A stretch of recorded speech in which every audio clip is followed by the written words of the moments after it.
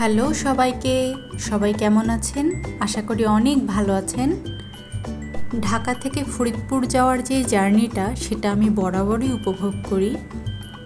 তো বাস থেকে নেমেই দেখি আমার ছোট ভাই সৌরভ আমাকে নিতে এসেছে। ফরিদপুর শহর আসলে ছোটোবেলা থেকেই আমার অনেক কাছের একটা শহর। আমি বেড়ে উঠেছি রাজবাড়িতে।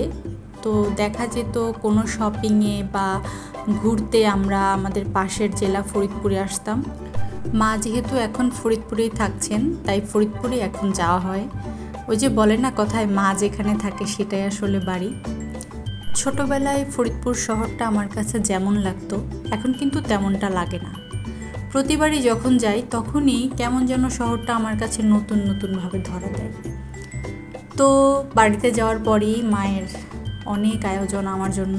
আমি যেহেতু ভেজিটেরিয়ান, তো মা চেষ্টা করেন আমি বাড়িতে গেলেই ভেজিটেবল জাতীয় খাবার রান্না করতে। আসলে আমি যে কয়েকটা দিন থাকি মাও খুব ভেজিটেবল ফ্রুটস এগুলো খান, এবং মারও কিন্তু এই ধরনের খাবারগুলো খুব পছন্দ। তো গিয়ে আমরা বিকালের দিকে ঘুরতে বের হয়েছিলাম, আঙিনায় গিয়েছিলাম। জায়গাটা খুব সুন্দর, গোছানো, ছিমছাম। ওই দিন কোনো অনুষ্ঠান ছিল, এর জন্য আসলে এত লোক ছিল।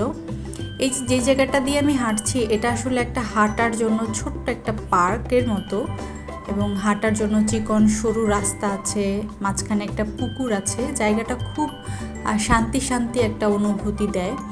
তো গেলে এই জায়গাটাতে আমি আর মা হাঁটতে চলে যাই, খুব ভালো সময় কাটে।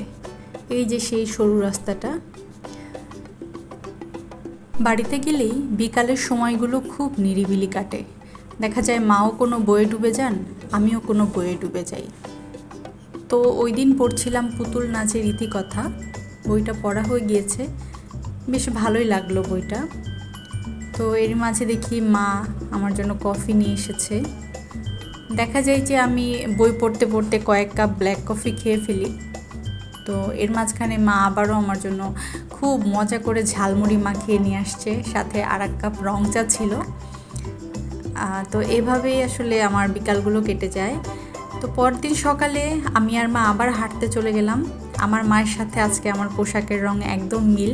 আমরা আজকে বেগুনি রঙের পোশাক পরেছি দুজনই। সকাল সকাল হাঁটাহাঁটি করে বাসায় এসে সব কাজ শেষ করে বিকালে চলে গিয়েছিলাম চা খেতে।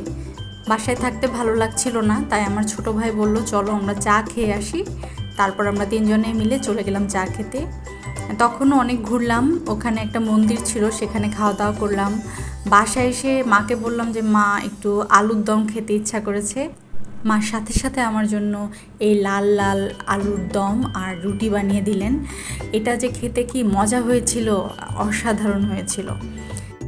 এভাবেই মা আর ছোটো ভাইয়ের সাথে খুব শান্তিপূর্ণ কয়েকটা দিন কাটানোর পর আবারও ঢাকায় ফেরার পালা। তো এই যে ঢাকা শহরে চলে এসেছি। আজ এখানেই বিদায়। সবাই ভালো থাকবেন। টাটা।